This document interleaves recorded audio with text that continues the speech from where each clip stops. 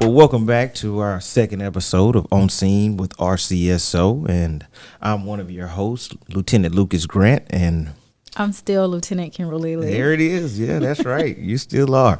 But we have our special guest here with us today, and we want to introduce her to everyone. This is Linda Gould. Linda, say hello to everyone. Hello, everyone. Miss Linda, sorry about that, is our in-house counselor here at Richmond County Sheriff's Office. And you started as a contract, just contract, and then you kind of moved on to the full-time. So just kind of tell people about your journey and who you are and some of the things that you do here at the Sheriff's Office. Okay. So as I said, my name's Linda. I'm a licensed professional counselor in Georgia. I've been doing this about 8 years now, I think. I have a master's in clinical mental health counseling with a specialization in trauma and crisis. And while I was going through school, I worked at Augusta Tech Law Enforcement Academy for about 6 years. And so I saw firsthand the struggles and trials that law enforcement officers had. And I kind of wanted to be able to help the first responder population, specifically law enforcement, reduce the stigma attached to mental health and provide them with assistance and resources in any way I could.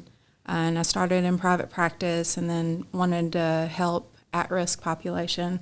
So I went to an adolescent psychiatric hospital and then a state-run adult psychiatric hospital. And while I was doing that, I was volunteering with the state for critical incident stress debriefings, post-critical incident seminars. That was just me volunteering my time because I believe in helping this population so strongly. And then I got a phone call in February of 2020 from now Captain Danny Whitehead asking me if I knew of any psychologists who would be interested in working for the agency. And so I called him back later and asked him what the qualifications were for, what were the expectations, so that I could try to find someone to fit the bill. And he's like, I'll get back to you. And then he called and he's like, you know what? You should put in for this. I was like, oh, okay. So I did.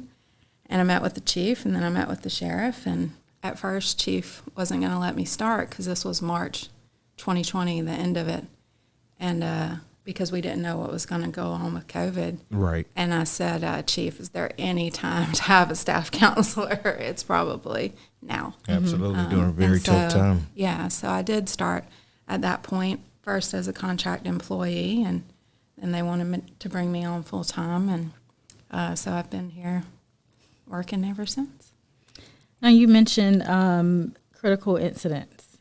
Can you kind of explain what that is and kind of what you were doing with the state?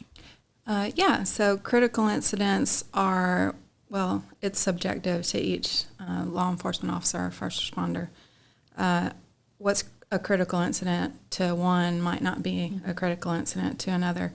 But some common ones are line of duty death, officer-involved shooting. It could be a particularly difficult scene. Sometimes it includes children, deaths. It could be a traffic fatality that just reminds them of maybe the kid involved in the fatality had on the same pajamas as their kid, and that personalization kind of makes it a critical incident for them. And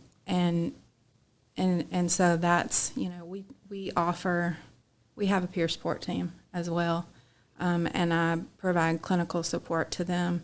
And so we'll provide critical incident stress debriefings to anyone that's involved on scene. And we actually invite in fire and dispatch in some cases because they're involved in the call too. And then we also provide support for spouses and significant others because, again, they go through it too. They're at home with their officer. And so letting them know these are all normal stress reactions to abnormal events.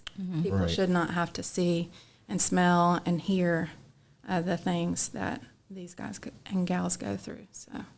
So I'm kind of glad that you brought up the peer support group. I wanted to ask you about some of the groups you created or been involved with since your time here at the sheriff's office. Could you talk to the people a little bit about those? Yeah, when I first got here in 2020, we did an RCSO strong group, and that was kind of open to everyone, just to give them an opportunity to talk about all the stuff that had happened that year. Mm-hmm. It was a very difficult year, not only for law enforcement, but just for every human on this planet. Mm-hmm. And we have to remember that law enforcement are still humans. Right. And so that was kind of a group that was peer-led, and everyone could come in. We have a grief recovery group that we offer, and that's cyclical. I'll probably be offering another one of those later this year. A veteran support group that was peer-led. Unfortunately, we lost our veteran peer support facilitator. He went on to another agency, so I am working with someone and trying to see if they'll get the training and join the peer support team. Okay. To restart that. Now, what kind of training do you have to assist? You said you're looking for someone else for the veteran support group. What kind of training does that entail? So to be a peer support counselor, you have to, Georgia Office of Public Safety Support actually offers a week-long 40-hour training in individual crisis intervention, group crisis intervention, mm-hmm. suicide prevention and awareness, just teaches them how to communicate. The most important thing for a peer support person is that they're trustworthy. Confidentiality is the utmost importance, and that is actually protected. Peer support communication is protected by House Bill 703, and so it's actually a misdemeanor for someone to breach confidentiality in peer support communication. Mm-hmm. So that's kind of some of the training. And then I try to offer refresher training also on specific topics that they'll deal with, like grief or communication, relationships, things like that. Yeah. So, of course, here at the sheriff's office, we have what's called in-service training, and you go out there and you teach. If you could talk a little bit about some of your time out there with some of our officers or deputy jailers, of what you're getting the opportunity to try and bring to them as some kind of impact. Yeah, so there are different topics. My first year, I rolled out the Make It Safe initiative by Dr. Jack Digliani. He's a police psychologist, also former law enforcement. Basically just kind of making it safe to be able to talk about these things. Right. Mental health is important, just as important as physical health, and they go hand in hand. Mm-hmm. And so just kind of letting them know that from the sheriff throughout the agency that it is going to be okay to talk about these things. Right. And I started a wellness reality check, which is an 8-hour training for new hires, or people that just get out of mandate. And that's a variety of topics. It's emotional intelligence. It's normalizing, stress reactions. Mm-hmm. It's financial, tips. Mm-hmm. Don't use specials as your base budget. That needs to always be extra. Yeah. It's relationships. It's communication. Sheriff Roundtree even comes in and shares his story, and that's really meaningful to those deputies. And there's just whatever topics is needed at the time, really. It's a variety of things, but I do try to focus a little more on normalizing what they're experiencing. Their stress response system is activated far more. I mean, you guys know that, you're law enforcement. Yeah. Far more often, their stress response system is activated. And so it's normalizing what that might look like relationally, spiritually, physically, cognitively. When you had talked about earlier about some of the scenes that when you talk about critical incidents, it may be different for some people than others. And we were talking in preparation for the show when people were talking about, well, they signed up for that. They shouldn't, what are they complaining about? It's something they signed up for. Can you kind of explain why that is probably not the most appropriate response from people when someone is reaching out to them, talking to them about not being able to shake kind of like a mood they're in, or they're revisiting scenes, smells, like you said, they can trigger certain emotions, sounds, things like that. Can you just kind of talk to the public about the support that law enforcement needs? Because we did sign up to protect and serve, but the things that go along with it, I don't think people, when you get in, because most get in at 20, 21, and that's really young.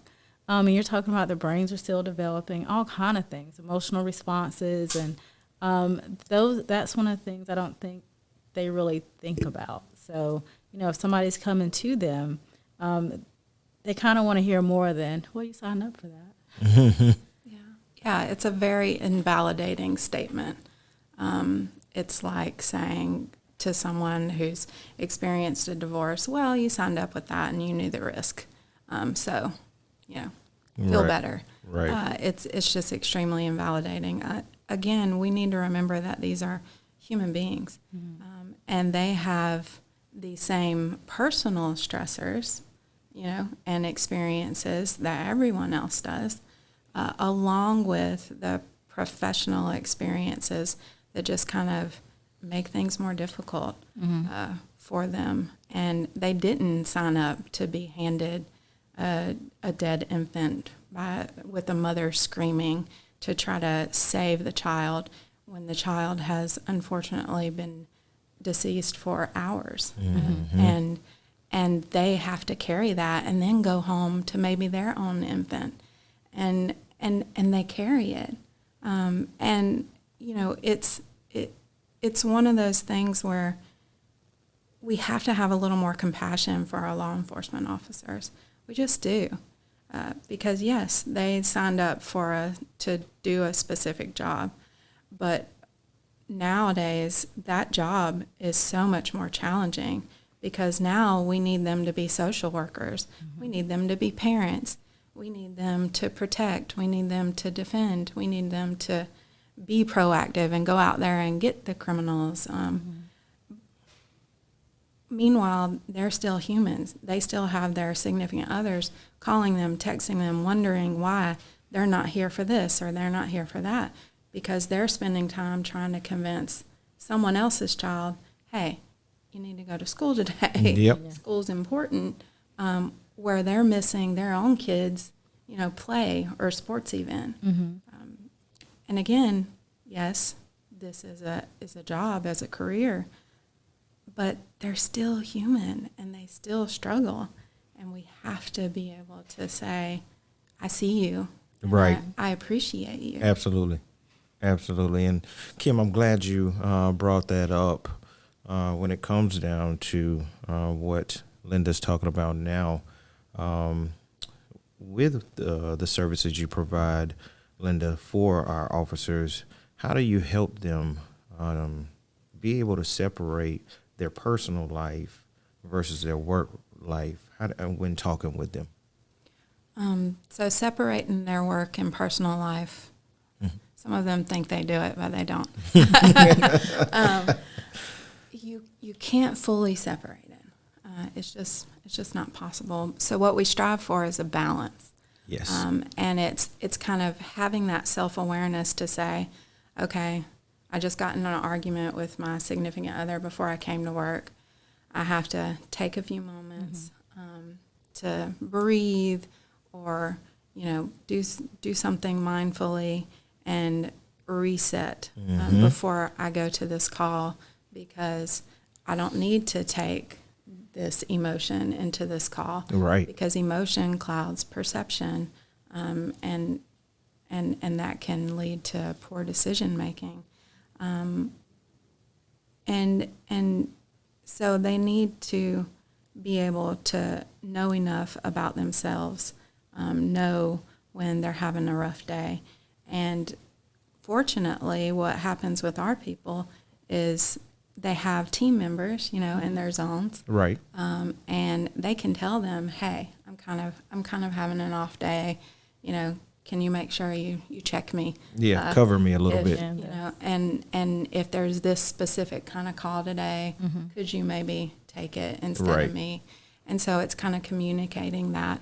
And so teaching that self-awareness, teaching balance, which is very difficult for everyone. And then teaching to communicate, hey, and that's not weakness, that's strength. Right. Being vulnerable enough to say, hey, I need a little bit of help today, because that helps get them through. It keeps them safe, it keeps other people safe, and it keeps the community safe. So why do you think that it is so hard for us as law enforcement officers to open up and seek help when it's needed? Why do you think that? So historically, it was difficult because culturally it was just not a thing. Mm-hmm. You did not ask for help. 20 years ago, 15 years, even 10 years ago, you rub some dirt on it, you get up, pull your pants up, and you That's do your right. job because it's your job. You just do the job.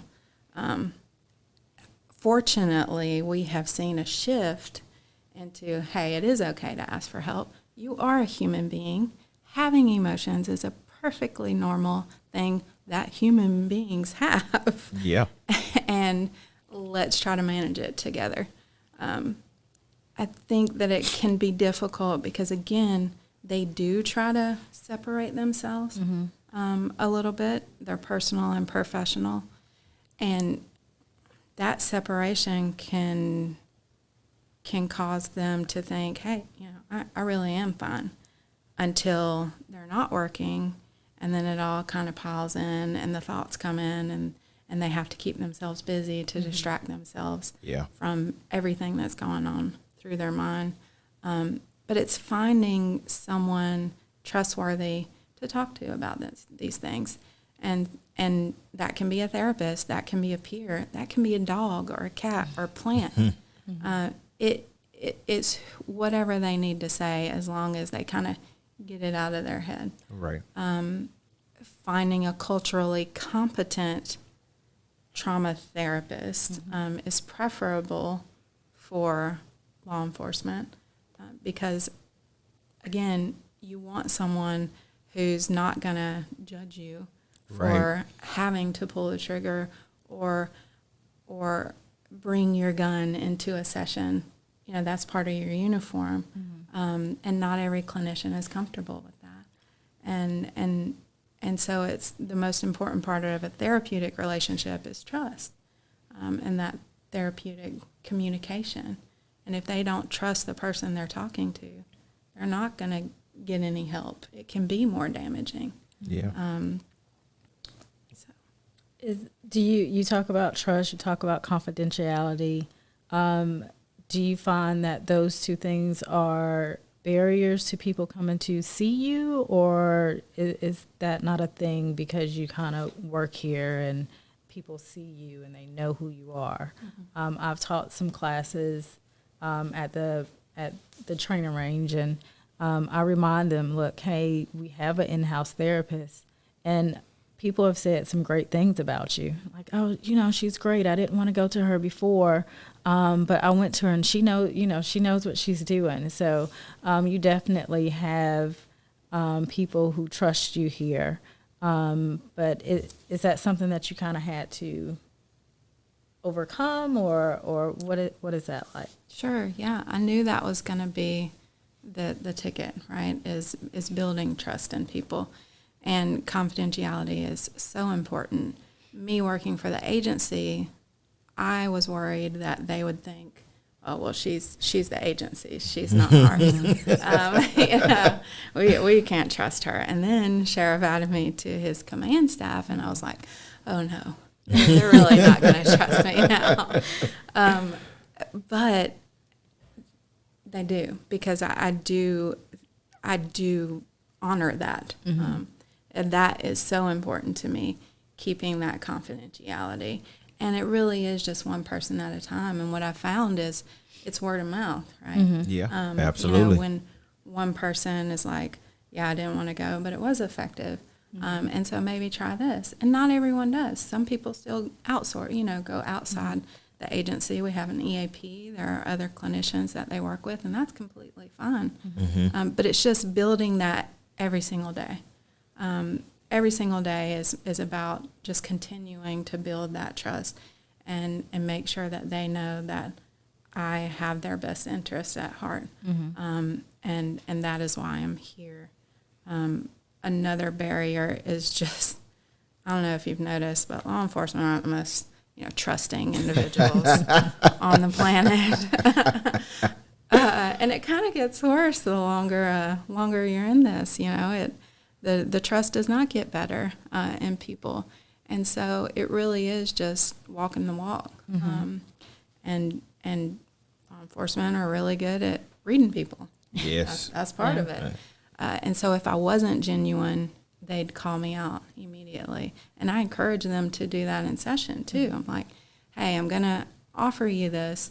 If it doesn't work for you, you got to let me know because I don't want to waste your time. I'm here for you. It's not an ego thing. Like, I want to be able to help you.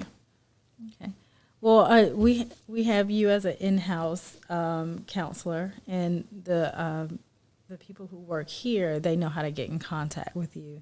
There are also, and we talked about it, some other resources outside of Richmond County for any other first responders or people who actually work here who don't want to reach out to you, but kind of want some type of hotline or something. And I know that sometimes that's kind of like they're testing the waters when they call hotlines because you don't have to physically see someone. So I wanted to go over some of those numbers so they can have that. And I got these from the Blue Help website. So there's one, it's Cop Line, and that telephone number is 1-800-267-5463. And what's cool about that is that when you call Cop Line, you're going to always talk to a law enforcement officer. They're retired law enforcement officers, and they're the ones that man that phone line. It will not be a civilian. That's awesome. Okay. Yeah, that's pretty good. Also, the suicide prevention hotline, 1-800-273-TALK. That's 1-800-273-TALK. That's one, I know I see a lot of magnets around. When I worked at the Child Advocacy Center, that's one of the pamphlets that we give out. So that's not specific to law enforcement or first responders, but it's a general suicide hotline. We also have Veterans Crisis Line. We know a lot of our law enforcement first responders are veterans. That's 1-800-273-8255, and they ask that you press 1 after that. And then one that's really simple, and I've seen it a lot around now, it's 988. That's all you have to press. You don't have to worry about any other numbers, but that is the Suicide and Crisis Lifeline, and that is, again, just press 988. Okay. And that website that we were talking about is bluehelp.org.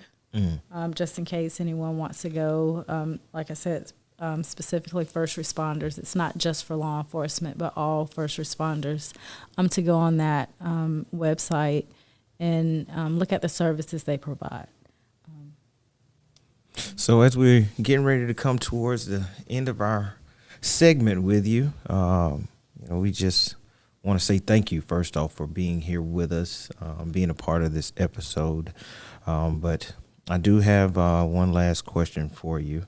And that question is when you get an opportunity to meet with some of our officers and they are going through certain things in their life, there are calming techniques that you possibly may have to use. Can you talk to the people a little bit about just maybe one or two of them? Yeah. So the most common one that I start with is the tactical breathing. You put the word tactical in front of anything, that sounds cooler, right? Yeah.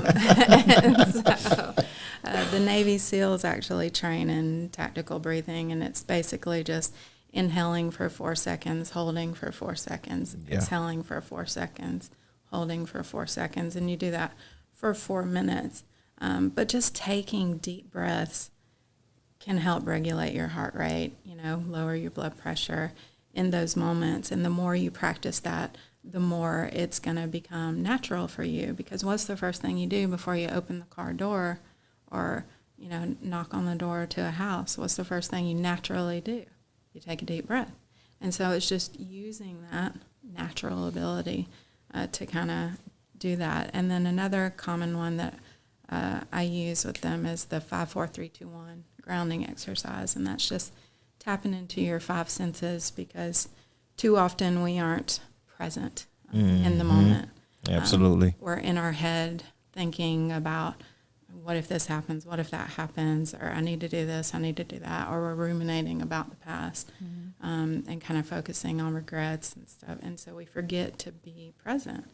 And so the 5-4-3-2-1 is naming in as much detail as possible 5 things you can see, 4 things you can touch.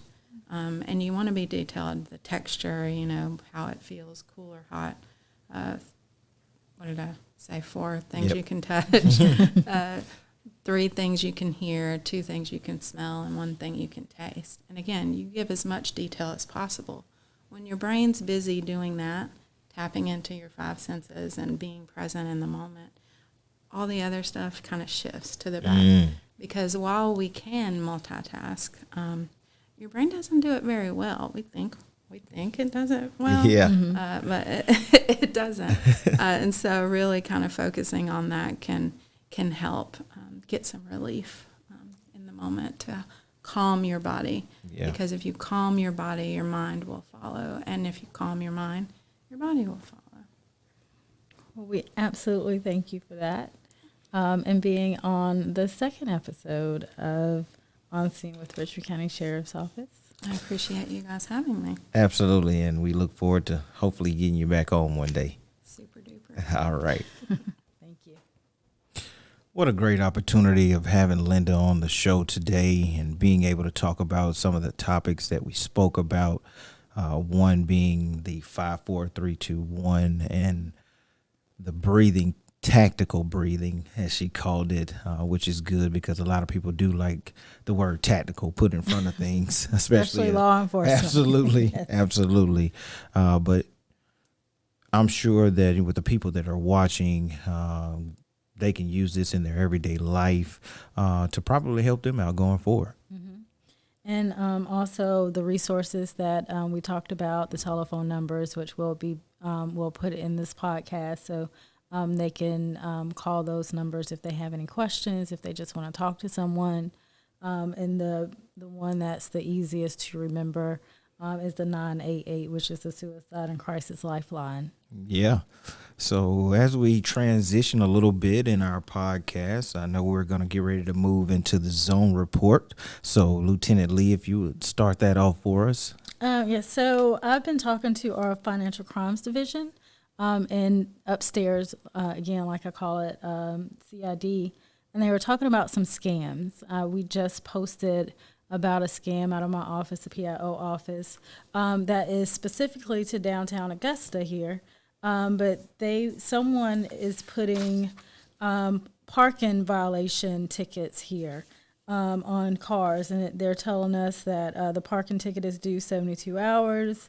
And they're talking about like paid parking stalls. We don't have paid parking stalls in downtown Augusta, so that is kind of like the first clue. We've not had those there, but we'll post this and let you see what our parking tickets look like, so you won't get caught up by that scam. So we were notified about that one.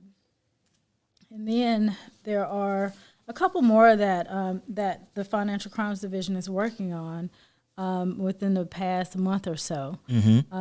One of them, people were calling saying that they are a law enforcement officer employee, and they're requesting money. They're telling people they have a bench warrant, and they're requesting money, and some people are sending money through PayPal and things like that. And actually, we got a call from Florida because someone called saying they were with the Richmond County Sheriff's Office. So we wanted to make sure that they know that we would never call somebody and tell them that they had a bench warrant and ask them to submit any payment over the phone, especially through like PayPal or anything like that. So if you are getting those telephone calls, just, I would say, verify anything before you send anybody any money. Absolutely. And it's funny that you bring that up because one day our administrative assistant was in the office, received a phone call, and the person on the other line was like,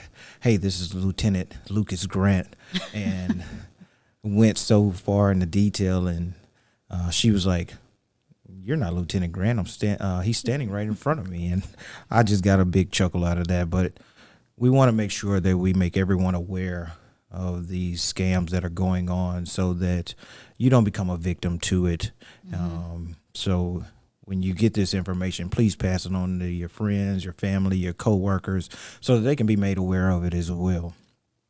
But just moving on, we want to go into our 9 p.m. routine, and that's making sure you lock it, hide it, keep it, protect your car and valuables every night at 9 p.m. So this is very important just because of the amount of entering autos that happen throughout our community, and it's easy to be a victim of it because of, you having a lot of things on your mind when you exit your car to go inside of your home or your office or work, and sometimes we forget. Totally forget.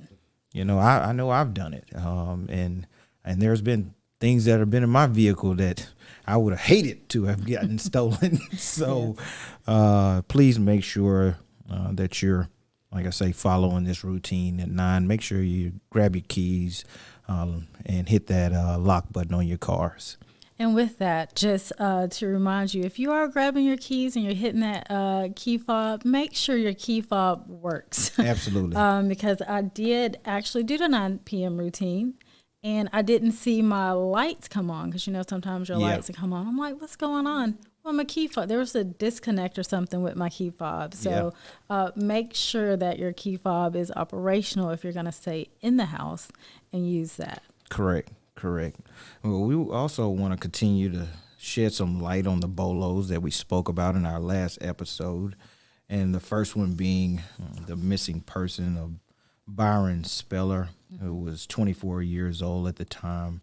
The case number is 18-243-444. And he was last seen driving a 2005 Chevrolet Trailblazer, burgundy in color, that was later located on the 2200 block of Lumpkin Road, and he was last seen wearing a white shirt, blue jeans, and boots. So if you have any information in regards to Mr. Speller's whereabouts, please call us at 706-821-1020 or 706-821-1080, and please provide any information in regards to his whereabouts. But moving to our next BOLO that we spoke about, Mr. Kevin Coatney Jr. This BOLO has a $10,000 reward in regards to any information that could lead to the arrest of this individual who was killed during the homicide on January 30th, 2022. Mr. Coatney was shot in the parking lot attempting to leave Club 706, which is located on the 2600 block of Deansbridge Road. So any information you have in regards to either one of these BOLOs, please call us at the listed numbers that I spoke about so that we can do everything in our power to make sure that we assist not only these families, but these victims. And all of our active BOLOs for missing persons or any BOLOs that we have out there is posted on our Facebook page. That's correct. So go on there, take a look if you have any information. Again, like we said, nothing's too small. Correct. Don't think that we already have the information. We may not have it. So whatever information you have on any of those BOLOs, so we can put a close to those cases, would be very helpful. Absolutely, absolutely. And as we come to the end of our show, we definitely want to talk a few about our recruiting department, because we're always looking for the best candidates there. So if you are interested in joining our team, there are multiple ways that you are able to do so and getting the application filled out. You're able to go to our website to fill one out, get that information there. You're also able to come down to 400 Walton Way, where we are able to provide you the information as well to assist you in getting that done. So it is very important to us because, like I said, we want to make sure we bring in the best candidates to serve our community. Or you can also call the sheriff's office and ask to speak with a recruiter. Absolutely. And there are some events that we'll be participating in and sponsoring. So I think you have the first one that's coming up. Yeah, and that's on March 16th. That'll be Careers on Wheels. That'll be at Bel Air K through 8, where we will be engaging with the youth at that school. Okay. And then St. Patrick's Day, which is on Friday, March 17th, downtown Augusta. We will have a float in the St. Patrick's Day parade. So definitely that's always fun to participate in, to see. So if you see anyone down there, especially we do the not crowd control, but the traffic too. So not just the people that are on the floats, but you'll see us all over downtown. So just say hey when you see us. Absolutely. And our next event will be on March the 21st, which is another Career on Wheels Day at Willis Foreman Elementary School, where we'll be engaging with those children as well and trying to become an impact and building those relationships with our youth. And on Saturday, March 25th, we will be participating in the American Heart Association Heart Walk. I did that last year. I believe you were out there too. Yeah. So that is a fun event. It's a fundraiser for the American Heart Association. So you'll see us out there with our blue shirts on. Right. So come by us and say hey. Absolutely. But our next event will be on April 22nd, and that is going to be our drug take back day, where we'll have 2 different locations where you can come and drop off your old prescriptions or prescriptions that you don't even use anymore, so that way they don't fall into the wrong hands. But on that same day, we will have our citizens firearms out at our training range. And if you would like any information in regards to that, please contact our community services division. Our last event for coming up, that will be May 10th. That will be our shred day, where it'll be over at our old jail, where you can bring old documents, current documents that you would like shredded, and we will make sure we get that taken care of for you. All right. Well, it was a fun episode 2. Yeah. Season 1, episode 2. Yeah. A lot of good information that was shared. And if you've not seen the first episode, go back and watch that. We encourage you to like, share, subscribe. Absolutely.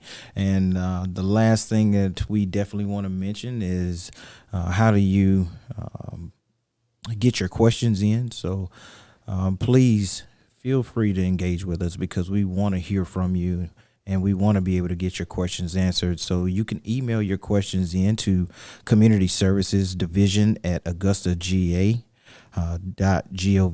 And I'll repeat that. That's the Community Services Division at AugustaGA.gov. Or you can send us a message on any one of our social media platforms, whether that's Facebook, Instagram, or Twitter. And we would love to bring those questions in on our podcast to get those answered for you.